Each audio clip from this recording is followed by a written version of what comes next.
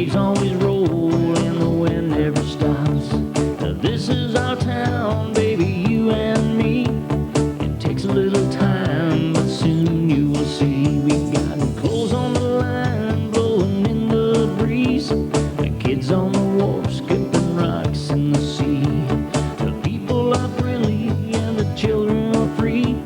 Yeah, our little town is just heaven to me. This is our town, our little town. This is our town, our little town. One day it's up, the next day it's down. This is our town, our little town.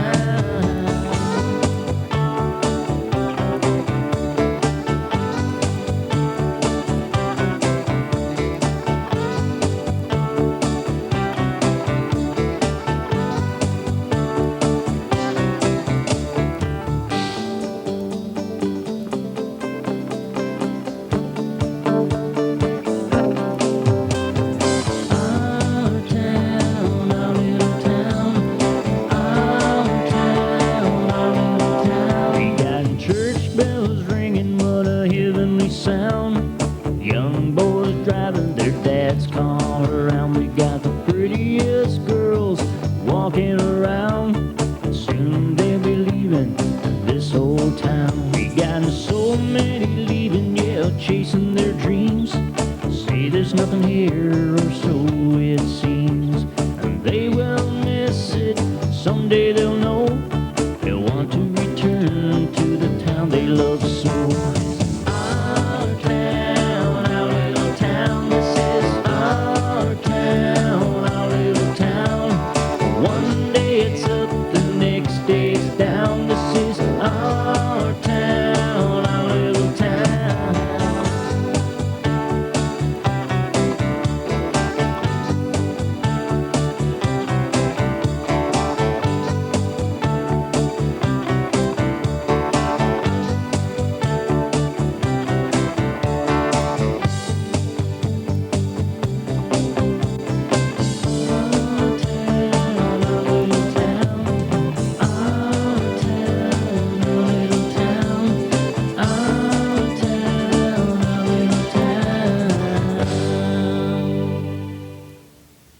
Good evening. Welcome to This Week in Review. Tonight's stories include Rec Center project update, oil spill at the government wharf, more work being done on the United Church. These stories plus the BBS Playbill, Off the Rack, and more coming up after this. Okay, people, your assignment today is very simple. Make this earth as beautiful as possible. Any questions? Get started.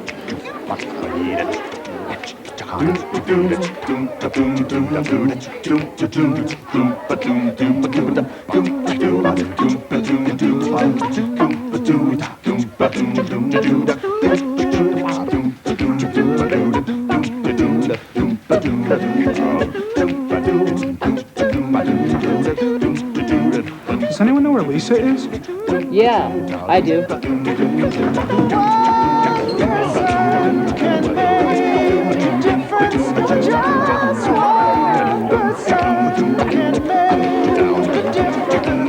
Do a good turn for the earth. A community service thought from the Church of Jesus Christ of Latter-day Saints. On Tuesday of this week, we visited the Rec Center project to get an update. With just over 2 weeks left in this project, work is progressing nicely. When we visited the last time, Dan and Ephraim were just starting to paint the washrooms. They have been completed. They have put down baseboards all along this wall. A window has been installed over the office washroom area as well as at the other end. A sit-up stairs has also been built just inside the main door. More repairs have been made to the rink surface. However, workers can only work at this on Fridays because the rink is in use during the week. This dressing room and seats have been painted and new molding put up. They also cleaned the mold and mildew off the floor. They have 2 new doors put up to the new dressing room, a double door and a single door. The new dressing room has been primed and will be given a second coat of paint. This part of the rink needs to be painted, as does this wall with all the business logos. There will be benches and a door put on the inside of the new dressing room. This yellow material is called puckboard, and it will be put on the inside of the rink to protect the plywood from being damaged by the puck during an hockey game. There are also rubber mats for the floor. These will go from the dressing rooms to the washrooms. These mats will help protect the floor from skates. There are also big rubber mats to put on the dressing room. These will also protect the floor. A net will be put up in front of the bleachers as a safety measure for the spectators. When we visited, the workers were preparing to make a door box for the inside door of the new dressing room. This project will conclude on October the 21st. We received a call on Tuesday telling us about an oil spill at the government wharf. At approximately 2 p.m., we received a call telling us that there was an oil spill at the government wharf. However, by the time we arrived at the wharf, all was cleaned up. It seems that at 12 noon, the marine coaster was being filled with petroleum, and during the process, some of the gas spilled over into one of these 5-gallon buckets and went into the water. Guyan, Max Billard, Lawrence Barter Sr., Lawrence Barter Jr., Roy Young, and Jeff Young were called to help clean up the mess. The oil was in patches from the end of the ferry wharf to Bull Point. During the cleanup, the wind changed and brought the oil closer to the wharf once again. The men used approximately 200 or more of these white absorbent sheets that Guyan is holding in his hand. They also used sunlight dish liquid to help attract the oil to the absorbent material. By 2:30 p.m., all the oil had been cleaned up and the men were ready to dispose of the contaminated substance. The Coast Guard was in the area checking on the progress of the cleanup. The cleanup was very successful. More work is being done on Faith United Church. On Wednesday, we went to take a look. The work began during the last week of September. The congregation of Faith United Church were concerned when they noticed that the floor of their church was dropping. After checking out the situation, they discovered that the main stringer going through the center of the church was rotten. Dave Billard and Bill Standing were asked to help. Upon further investigation, the two men realized the problem was worse than first expected. The stringer going along the side of the church was also rotten. There were no cement shores under the church, just wooden ones. Some had been there since the church was first built. There were only a few shores keeping the church from falling over. As Dave said, it was hanging on by a wing and a prayer. To begin the repairs, a drain had to be dug to drain water from under the building. South Coast Construction dug the trench and 2 50-foot wheat pipes or drain pipes were put down. The two men had to crawl under the building. They sawed the main stringer with a chainsaw to remove it. It was replaced and a cement pillar was poured to help support the church. They had to take the cement under the building in beef buckets because of limited space. They jacked up the building 8 inches to bring it level once again. A cement footer is now in place. This had to be done in sections instead of all at once because the building was so unstable. At this end, there are only 6 inches of cement. The remainder is pressure-treated wood. This is to allow for water drainage. The other side also needs repairs. Plans are being made to have them done next year. Work on this side of the building is expected to be complete early next week. Stay tuned for more of This Week in Review coming up after this. We live in a special place, made special by natural beauty and our native wildlife. Like the endangered Newfoundland marten. The Newfoundland marten lives on the edge of extinction. To protect our native species, we must respect their habitat, their homes. But they live where we live.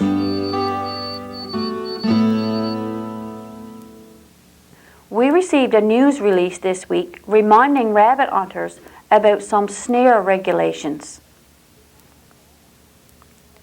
These new regulations are effective in the Red Indian Lake and 3 other areas of the province. The modified trapping areas were established to better manage snaring and trapping activities that can potentially inhibit the recovery of the endangered Newfoundland marten population. Starting on October the 8th, snarers will be permitted to use 2 types of wire, 22-gauge brass wire and 6-strand pitcher cord, which can effectively retain airs but can release the endangered marten. Use of these snaring wires and traditional techniques will help to reduce the incidence of non-targeted mortality of the marten. A brochure outlining the details of these new regulations can be obtained when purchasing a small game license. During the snaring season, the Wildlife Division will be monitoring the use of new wires as well as seeking direct input from the snarers themselves. Snarers are encouraged to provide feedback on the use of these new wires by contacting Jonathan Sharp, Small Game Management Biologist, Wildlife Division, Corner Brook, at 637-2382, or Sharp, one word, at gov.nl.ca. On Thursday of this week, we were invited to attend the World Lions and Lioness Day celebrations.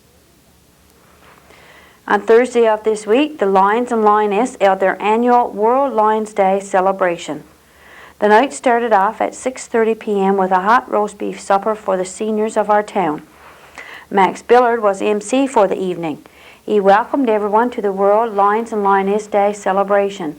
To begin the celebrations, Max invited Reverend Sellers to say grace over the meal. The president of the Lions Club, Tony Bungay, passed along his greetings on behalf of the Lions Club, as did the Lioness president, Sheila Ingram, on behalf of the Lioness Club. Our new Deputy Mayor, David McDonald, brought greetings from the town. During the meal, there was a prize draw. Yes, we get your tickets out on the door ticket. This year, there's going to be something extra that I made a call just now that when I went home, and this person said he would donate some fish filets. So I said, well, I'll see what's going on. So I might instead of have one draw, we might have 3 draws. The draw for that basket back there, the bag on top of it, and 2 5-pound of fish filets. Draw for the basket first, Sheila, please.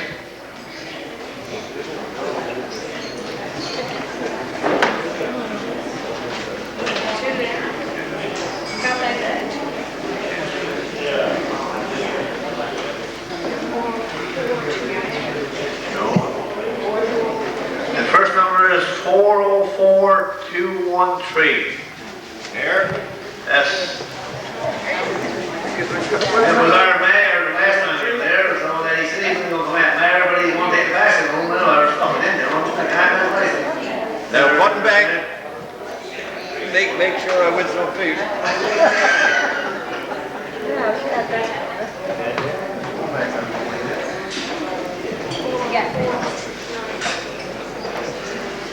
For 5-pound of fish fillets is 404169. And that's the Billy Green. I got 2.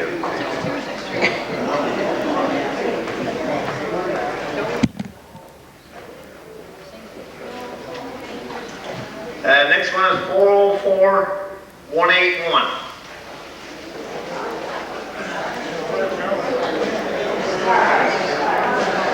Would that Florrie Manley?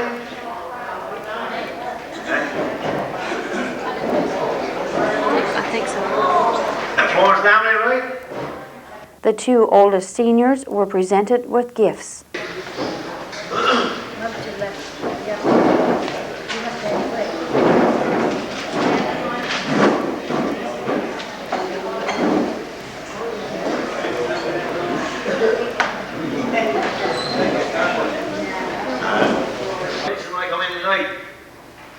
I think there's a woman there celebrating her birthday tonight. And Mrs. Barbara Green. So you think we can say happy birthday to her?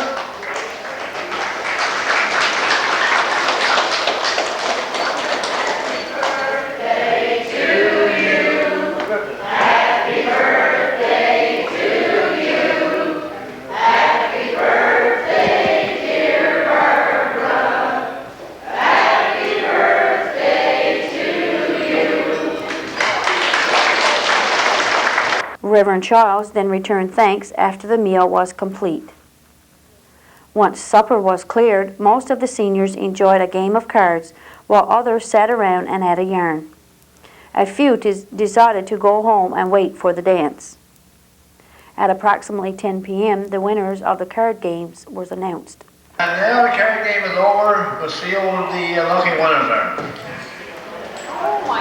The first place goes to Alice Ann with 745 points.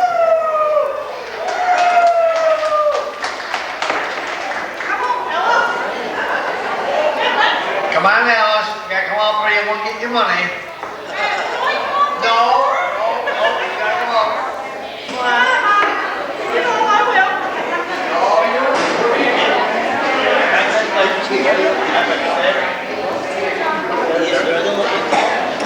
Okay, the next one, you got 725 points, and that's Alice's old card buddy, Georgina Buckman.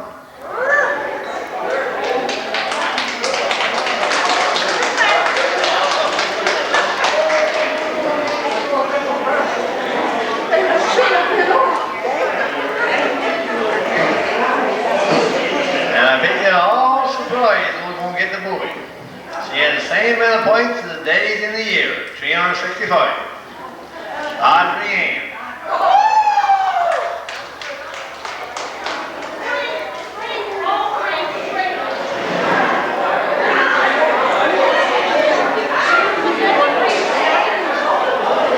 So these ladies have prizes from the $25, $15, and $10.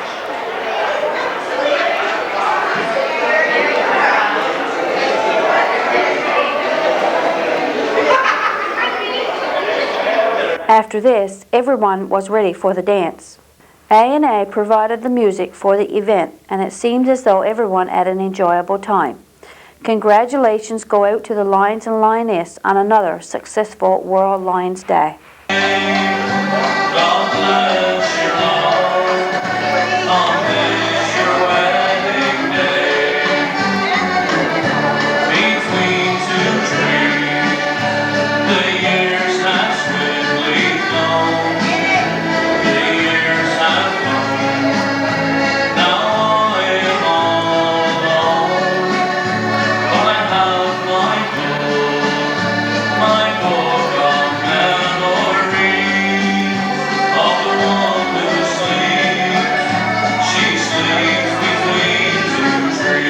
Stay with us for Off the Rack and the BBS Playbill, all after this.